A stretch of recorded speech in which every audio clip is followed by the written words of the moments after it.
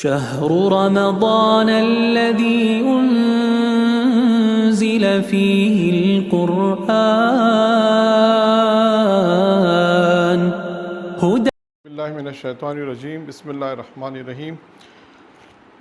آج ہماری گفتگو مطہرات میں ہے، یعنی وہ چیزیں جو نجاست کو پاک کرتی ہیں۔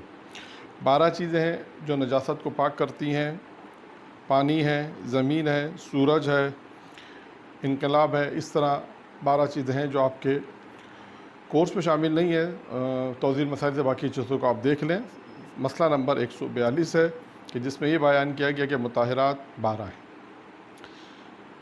ہماری گفتگو صرف پانی پر ہوگی کیونکہ آپ کے کورس میں جو مسئلہ نمبر 142 ہے اور 143 جو ہے وہ پانی سے متعلق ہے کہ دیکھیں مطہرات میں جو پہلی چیزیں جو نجاست کو پاک کرتی ہے اس کی جو پہلی چیز ہے وہ ہے پانی۔ پانی بھی اگر نجاست کو پاک کرتا ہے تو اس کے بھی شرائط ہیں۔ ایسا نہیں کہ ڈائریکٹ پانی پاک کر دے گا، نہیں، پانی اگر کسی نجیس چیز کو پاک کر رہا ہے تو اس کی بھی شرائط ہیں، اس کی 4 شرطیں ہیں۔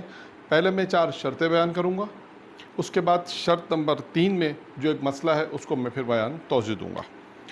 پانی نجاست کو 4 صورتوں میں پاک کرے گا، یعنی 4 شرائط کے ساتھ پاک کرے گا۔ نمبر 1، پانی مطلق ہو۔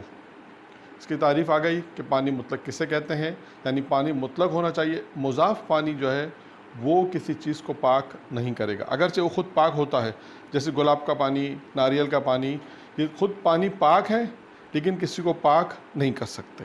تو پہلی شرط یہ ہے کہ پانی کے اندر اگر پانی کسی نجاست کو پاک کر رہا ہے تو پہلی شرط یہ ہے کہ وہ پاک ہو، وہ مطلق ہو۔ نمبر 2، وہ پاک ہو۔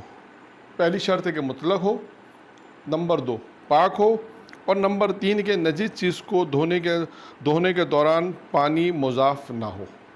اس کی تشریح بھی آئے گی۔ 3 شرطیں ہو گئیں۔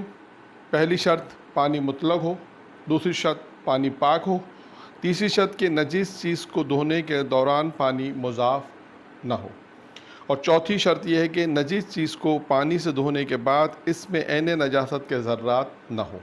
یعنی یہ 4 شرطیں مکمل ہوں گی تو ایک نجیس چیز پاک ہوگی۔ تیسری شرائط کے اندر جو مسئلہ بیان کیا جا رہا ہے وہ میں نے یہاں پہ بورڈ پہ لکھ دیا ہے۔ وہ یہ کہ نجیس چیز کو دھونے کے دوران پانی مضاف نہ ہو۔ اب اس سے کیا مراد ہے؟ ان توضیح مسائل میں جو توضیح دی گئی ہے اس کے ماتحت ہم آپ اس کی مثال پیش کر رہے ہیں کہ مثال کے طور پہ دیکھیں بعض اوقات بعض چیزیں ایسی ہیں جس کو ایک دفعہ دھونے سے وہ پاک ہو جاتا ہے، اور بعض دفعہ ایسی چیزیں جسے 2 دفعہ آپ کو دھونا پڑتا ہے۔ بس اس کو ذہن میں رکھیے گا ایک دفعہ۔ تیسرا جو مسئلہ تھا کہ نجیس چیز کو دھونے کے دوران پانی مضاف نہ ہو، اس نقطے کے اوپر ہماری گفتگو ہے۔ بعض چیزیں جو ایک دفعہ پاک ہوتی ہیں، کپڑے پہ ایک دفعہ دھونے سے پاک ہوتی ہیں، اس کی مثال ہے وہ کپڑا جو اس کو صرف ایک دفعہ دھونے سے پاک ہو جائے۔ مثلاً کون سا کپڑا ہے کہ دودھ پیتے بچے کا پیشاب والا کپڑا، جو بچہ دودھ پیتا ہے اور وہ بچہ اگر اس بچے کا اگر پیشاب والا کپڑا ہے تو وہ ایک دفعہ دھونے سے پاک ہو۔ وہ کپڑا جس کو صرف ایک دفعہ دھونے سے پاک ہو جائے، پانی میں نجاست کی بو رنگ ذائقہ باقی نہ رہے تو وہ پاک ہوگا۔ ٹھیک ہے، یہ ایک مسئلہ دوبارہ پڑھ دیا جائے کہ وہ کپڑا جس کو صرف ایک دفعہ دھونے سے پاک ہو جائے، پانی میں نجاست کی بو رنگ اور ذائقہ باقی نہ رہے تو وہ پاک ہوگا۔ یہ ایک دفعہ کا دھونے کا مسئلہ ہے۔ آئیے اب اس پہ بات کرتے ہیں کہ وہ جس میں 2 دفعہ وہ کپڑا جس کو 2 دفعہ دھونے کا حکم ہے، 2 دفعہ دھونا ضروری ہے۔ انہوں نے اس توضیح میں اس مسئلے کی جو مثال دی ہے کہ کوئی چیز کل پانی یا قلیل پانی سے پاک کرنا ہے، کسی چیز کو کل پانی یا قلیل پانی سے پاک کرنا ہے، یعنی 2 دفعہ دھونا آپ کو چاہیے۔ اب اس 2 دفعہ میں کیا مسئلہ آئے گا؟ ایک دفعہ آپ نے دھویا، مسئلہ 2 دفعہ کا، ایک دفعہ اگر آپ نے دھویا رنگ بو اور ذائقہ تبدیل ہوا تب بھی کہتے ہیں کوئی حرج نہیں ہے۔ آپ نے ایک دفعہ دھویا، ایک دفعہ دھونے کا رنگ بو اور ذائقہ تبدیل ہوا، کہتے ہیں تب بھی کوئی حرج نہیں ہے، لیکن دوسری دفعہ استعمال کیے جانے والے پانی میں کوئی ایسی تبدیلی رونما نہ ہو تو وہ پاک ہوگا۔ خلاصہ بتا دوں مسئلے کا خلاصہ ہے کہ وہ کپڑا جس کو 2 دفعہ دھونا ضروری ہے، اس میں 2 دفعہ دھونا ضروری ہے۔ اگر آپ نے ایک دفعہ دھویا رنگ بو اور ذائقہ تبدیل ہوا تب کہتے ہیں کوئی حرج نہیں ہے۔ دوسری دفعہ کہتے ہیں اگر آپ نے دھویا ہے دوسری دفعہ استعمال کیے جانے والے پانی میں ایسی कोई तब्दीली रोनुमा ना हो तो वो पाक होगा। तो ये मसला नंबर आपका जो था वो बयान हुआ। मसला नंबर था 143। मसला नंबर 144, नजीस बर्तन के अंदरूनी हिस्से को धोना है। अब इस मसले में दो शिक़े हैं, उसको बयान करते हैं।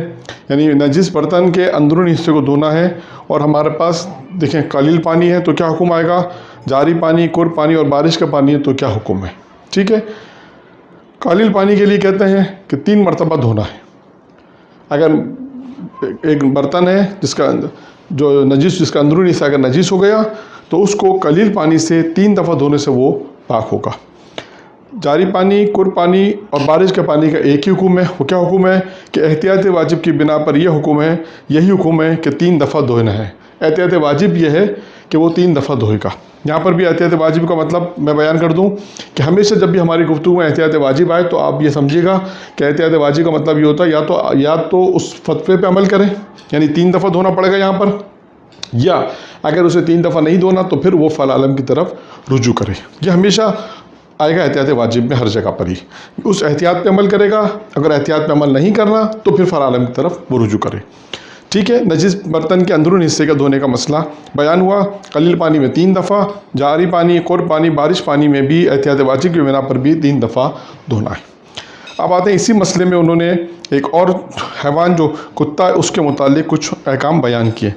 नंबर 1, अब उसके नंबर 1 है कि कुत्ते ने किसी बर्तन में पानी पिया हो या कोई माया चीज़, लिक्विड कहते हैं, कोई माया चीज़ यानी कोई लिक्विड चीज़ पियो तो उसका क्या हुक्म है। अगर कुत्ता किसी बर्तन में पानी पीता है या कोई माया चीज़, कोई भी लिक्विड चीज़ अगर उस बर्तन में पी है उसने, तो उसके पाक करने का क्या हुक्म है। कहते हैं कि उसके पाक करने में सबसे पहला है कि पानी से उसे मांझा, पाक मिट्टी से, पाक मिट्टी से उसे मांझा जाएगा। पहला काम है कि पाक मिट्टी से उसे मांझा जाएगा, फिर मिट्टी को निकाल कर कलील या कुर पानी या जारी पानी से 2 दफ़ा धोया जाएगा। ठीक है, अगर कुत्ते ने किसी बर्तन में पानी पिया हो या कोई माया चीज़, कोई लिक्विड चीज़ उसमें पी है तो उसका हुक्म क्या है। उसका हुक्म यह है कि पहले उस बर्तन को पाक मिट्टी से मांझा जाए, मिट्टी को फिर निकाल देंगे और उसके बाद कलील पानी या कुर पानी या जारी पानी से उसको 2 दफ़ा धोया जाएगा। ये हुक्म बयान हुआ। ठीक है, अब आते हैं दोबारा। अब दोबारा क्या है, कुत्ते ने किसी बर्तन को चाटा हो तो क्या हुक्म है। कुत्ते ने अगर किसी बर्तन को चाटा हो तो उसका क्या हुक्म है पाक करने के बारे में। कहते हैं कि उसमें भी यही है कि मिट्टी से मांझना ज़रूरी है धोने से पहले। वहाँ पे भी यही है कि अगर कुत्ते ने किसी बर्तन को चाटा है तो उसको धोने से पहले पाक मिट्टी से मांझना ज़रूरी है। ये हो गया दूसरी शिक। और इसमें आखिरी शिक ये है कि अगर कुत्ते का लुआब किसी बर्तन में गिर जाए या इसका कोई हिस्सा बर्तन को लग जाए, या इसका कोई हिस्सा बर्तन को लग जाए, यानी कुत्ते का लुआब किसी बर्तन में गिर जाए या इसका कोई हिस्सा बर्तन को लग जाए तो फिर इसके पाक करने का क्या हुक्म है। इसका जवाब यह है कि एहतियात लाजिम की बिना पर ज़रूरी। अब यहाँ पर भी एहतियात लाजिम आ गया। एहतियात लाजिम की बिना पर ज़रूरी है कि इसे मिट्टी से मांझें और 3 दफ़ा पानी से धोएं। यहाँ पर भी यही है, कुत्ते का लुआब अगर किसी बर्तन में गिर जाए या कुत्ते का जो बॉडी है वो बर्तन के हिस्से को अगर टच करती है, लग जाती है, तो उस सूरत में उस बर्तन को पाक करने का क्या हुक्म है। कहते हैं कि एहतियात लाजिम के ना पे, यानी यहाँ पर भी यही है, एहतियात लाजिम यही कि उसको क्या करना है, इसे मिट्टी से मांझेगा और 3 दफ़ा इसे धोएगा। नंबर 154 यानी 154 जो आज का आखिरी मसला है, मसला नंबर 154। इसमें क्या बयान करना चाहते हैं, इसमें कहते हैं कि अगर कोई ऐसी चीज़ जो पेशाब से नजीस हो, बर्तन वगैरह, तो उसके पाक करने का क्या हुक्म है। देखिए हमारे पास बर्तन है, लिबास होगा, बदन है, कालीन है, दरी, ये सब तमाम चीज़ों का हुक्म अभी बयान होगा एक एक करके। कोई ऐसी चीज़ जो पेशाब से नजीस हो जाए तो उसके पाक करने का क्या हुक्म है। सबसे पहले बर्तन का हुक्म बयान करते हैं कि बर्तन वगैरह अगर उसका क्या हुक्म है। कहते हैं कि कलील पानी से धोना है तो 1 दफ़ा पानी बहा दें। कलील पानी से आप धो रहे हैं तो 1 दफ़ा पानी बहा दें और इस तरह पानी बहाना है कि पेशाब इससे जुदा हो जाए या पेशाब इसमें बाकी ना रहे, तो वो पाक हो जाएगा। फिर बयान कर दूँ, कोई ऐसी नजीस चीज़ जो पेशाब से नजीस हुई हो, बर्तन वगैरह, तो उसका क्या हुक्म है। कलील पानी से धोना है, ایک دفعہ پانی بہا دیں، اس میں ایک دفعہ پانی بہا دیں، اور پانی اس طرح آپ نے بہانا ہے کہ پیشاب اس سے جدا ہو جائے اور اس میں باقی نہ رہے، تو وہ پاک ہو جائے گا۔ آتے ہیں پھر لباس اور بدن پر۔ لباس اور بدن میں کیا ہے؟ کہتے ہیں لباس اور بدن میں قلیل پانی ہے تو 2 دفعہ پانی بہا دیں تاکہ وہ پاک ہو جائے گا۔ لباس اور بدن قلیل پانی سے 2 دفعہ پانی بہانا ہے تاکہ وہ پاک ہو جائے۔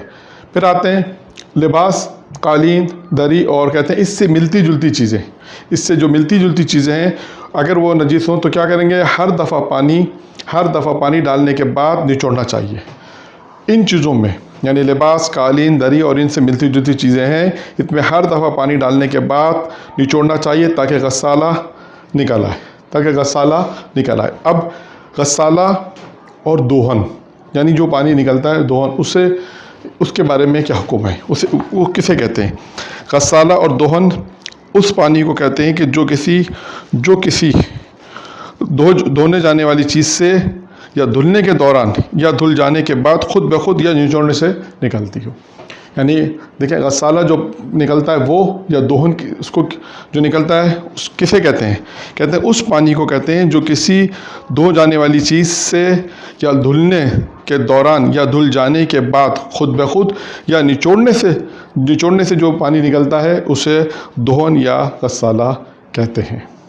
یہ تھا مسئلہ نمبر 154 جو بہت ہی مختصر وقت میں نے بیان کیا کہ اگر کوئی چیز پیشاب سے نجیس ہو جائے، برتن وغیرہ تو کیا حکم ہے قلیل پانی کے ذریعے سے، لباس، بدن تو قلیل پانی کا کیا حکم ہے، لباس، قالین، دری اور اس سے ملتی جلتی چیزیں اگر نجیس ہو جائیں تو اس کا کیا حکم ہے۔ یہ ایک مسئلہ نمبر 154 تھا۔ آج کی جو حدیث ہے جو بیان کرنی ہے وہ یہ ہے کہ جب پروردگار عالم نے جناب آدم کا پتلا تیار کیا اور جب اس میں روح پھونک دی، جب یعنی وہ بات کرنے کے قابل ہو سکتے تھے، جناب آدم میں جب روح پھونکی گئی تو پروردگار عالم نے جناب آدم کی طرف 3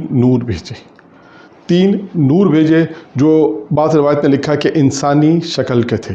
3 نور بھیجے اور جناب آدم نے تینوں سے پوچھا۔ پہلے نور سے پوچھا تم کون ہو؟ اس نے کہا میں عقل ہوں۔ کہاں رہتی ہو؟ کہا میں دماغ میں رہتی ہوں۔ دوسرے سے پوچھا تم کون ہو؟ اس نے کہا میں حیا ہوں۔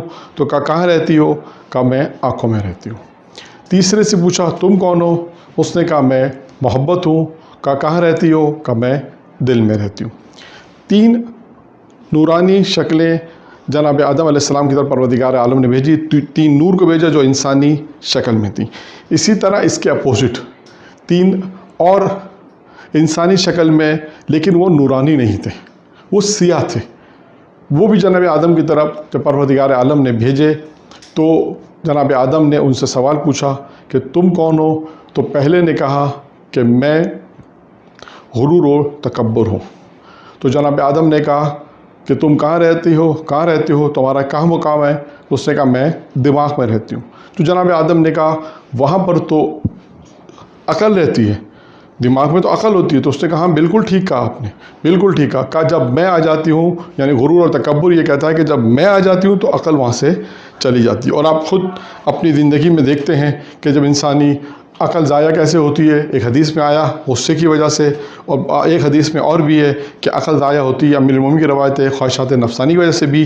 اور یہاں روایت میں آیا کہ عقل جب انسان غرور اور تکبر آ جاتا ہے تو عقل وہاں سے رخصت ہو جاتی ہے۔ اور یہ ہم اپنی زندگی میں دیکھا ہے کہ انسان کے پاس جو غرور تکبر آتا ہے، چاہے علم کا ہو، چاہے دولت کا ہو، منصب کا ہو، شہرت کا ہو، کسی طرح کا بھی انسان کے پاس اقتدار کا ہو، کسی طرح بھی انسان کے پاس جو یہ غرور تکبر آ جاتا ہے تو عقل وہاں سے رخصت ہو جاتی ہے، اور آپ جانتے ہیں کہ اس کا پھر کیا نتیجہ ہوتا ہے۔ دوسری چیز سے جناب آدم نے پوچھا جو انسانی شکل میں تھی لیکن نورانی نہیں تھی، ان سے پوچھا تم کون ہو؟ اس نے کہا میں لالچ ہوں۔ تو پوچھا کہ تم کہاں رہتی ہو؟ تمہارا کہاں مقام ہے؟ اس نے کہا میں آنکھوں میں رہتی ہوں۔ کہا وہاں تو حیا رہتی ہے۔ تو کہا آپ نے بالکل ٹھیک کہا ہے۔ کہا کہ جب میں آ جاتی ہوں تو وہ وہاں سے نکل جاتی ہے۔ اور تیسری اور آخری چیز سے جناب آدم نے پوچھا تم کون ہو؟ اس نے کہا میں حسد ہوں۔ کہا تمہارا کہاں مقام ہے؟ تم کہاں رہتی ہو؟ کہا میں دل میں رہتی ہوں۔ کہا وہاں تو محبت رہتی ہے۔ تو کہا آپ نے بالکل ٹھیک کہا۔ کہا جب میں آ جاتی ہوں تو وہاں سے محبت رخصت ہو جاتی ہے۔ تو یہ روایت تھی، بہت ہی مختصر روایت تھی کہ دیکھیے اللہ تعالیٰ نے انسان کو عقل جیسی نعمت عطا کی ہے، حیا عطا کی ہے اور محبت عطا کی ہے۔ لیکن اگر انسان ان تینوں کو صحیح طرح استعمال نہ کرے، عقل کی جگہ پہ غرور و تکبر آ جائے گا، حیا کی جگہ پہ لالچ آ جائے گا، اور محبت کی جگہ پر حسد آ جائے گا۔ اگر انسان نے ان تینوں چیزوں کی اہمیت نہیں رکھی، ان تینوں کو اس طرح جیسے خدا چاہتا ہے، آئین بائی معصوم چاہتے ہیں، انسان نے عقل کا استعمال ایسا نہیں کیا، حیا جو انسان کو پروردگار عالم نے دی، اور اسی طرح محبت پروردگار عالم نے دی، اگر انسان نے اس طرح اس کا خیال نہیں رکھا یا اس کا اس طرح اہتمام نہیں کیا کہ جس طرح ہمیں محبت، حیا اور یہ عقل جو دی ہے اس کو استعمال نہیں کیا، تو اس کا نتیجہ پھر یہی ہوگا کہ عقل کی جگہ پہ غرور و تکبر آ جائے گا، حیا کی جگہ پر جو ہے وہ لالچ آ جائے گی، اور پھر محبت کی جگہ پر حسد۔ وآخر دعوانا الحمدللہ رب العالمین۔